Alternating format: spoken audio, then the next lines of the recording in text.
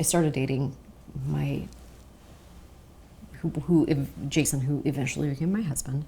I started dating him. He did sketch comedy, which was like at the time I met Jason, we were doing children's theater, and he was doing this side work in sketch comedy. So he was a part of a pretty successful troupe of comedians in Toronto.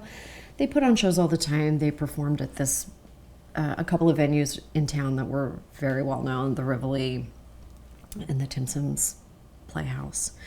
They performed really regularly. They were super funny. Until I met him, I really didn't know that world existed. Was this the Bob Room? Is that what the Bob Room? Mm-hmm. Yeah. I mean, I knew there was Second City, and that was fine, but there was just a kind of, not an underground movement there was like a scene. There was a sketch comedy scene in Toronto, and I knew nothing about it. I went to see Jason perform. It was amazing.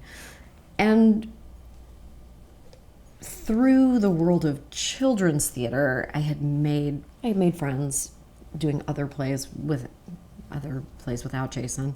I had made friends in that world. Some of those friends had a sketch comedy troupe. They were like, you should do sketch comedy. And I was like, oh, I'm not going to do that. I don't think that's for me. I don't even know how you begin to do that. Like, how do you even begin to, how do you just write things and then just go up on a stage and do them? That doesn't make any sense. It just didn't compute for me. But then in the troupe, which was called Catch 21, mm-hmm. There was a woman, they had a female person.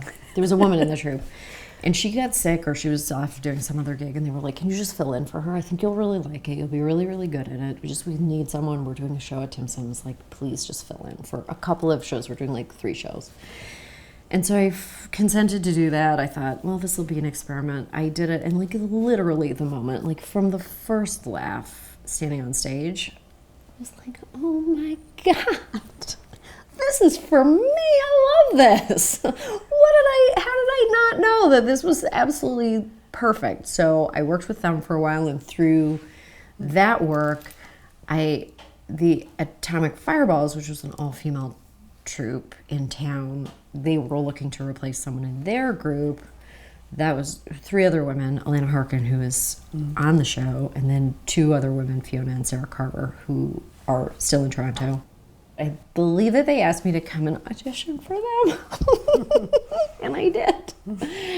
And I thought they were great, and we started working together, and then the love was real. Like, first of all, I love them as human beings, but we just worked like crazy. We just put shows on all the time. It was super do-it-yourself. We made our own posters and collected our props, and like we would build these nights of comedy and ask other comedians to join. It really was total labor of love. We all had side jobs doing other stuff, and we would just put on these comedy shows with almost no, it's not like we didn't have a goal for it, but I do, most comedy troupes' ultimate goal is like, let's get a television show, like get in the hall.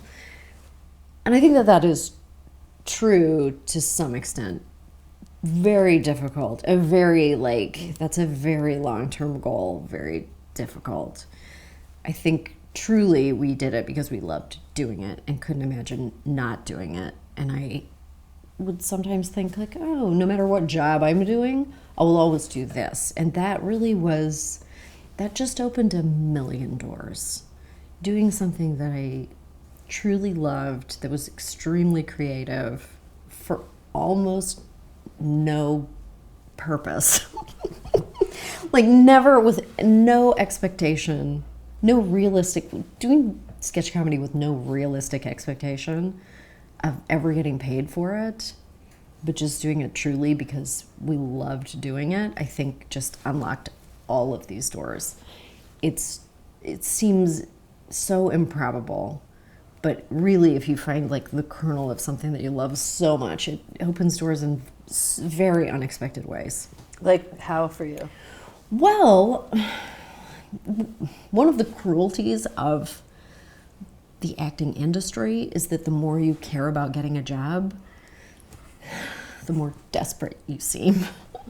The more people know that you need this job and that you really want it, the less they want to hire you. There is like this super, just a really, it is just a cruelty that if they can sense on you that you need or want the job, they no longer want you. It's a little bit like if you have even an ounce of fame, everybody around you sort of wants you to act badly.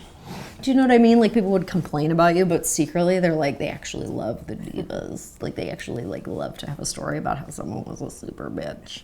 Like, it doesn't, you get, bad behavior gets rewarded in this industry, and desire goes unrewarded a lot of the time.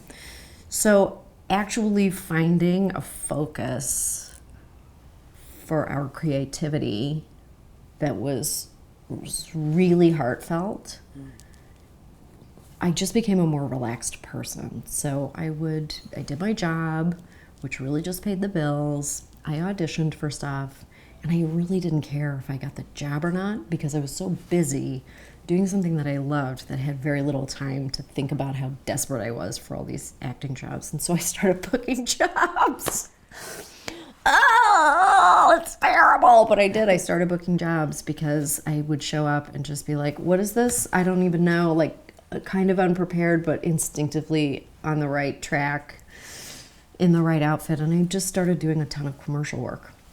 So were you still hoping that the Shakespearean actress dream That was sort gonna... of died. That sort did. of went away. That it's not that, it's not that I wouldn't want that. I probably, not really. I don't want that anymore. But like at the time, I think I would have invited any work into my life. But really, the focus of my energy went to comedy.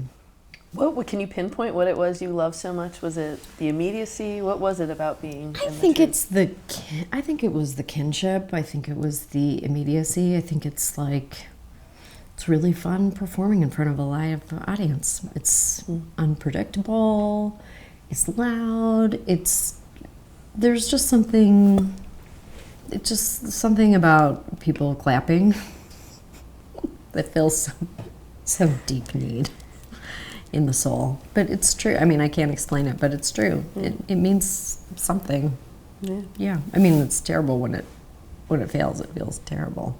But for the most part, our audiences were so generous, and there's a reciprocity. Like there's a kind of a flow to it, and I come at it from the perspective of being in it and having it be a really shared experience.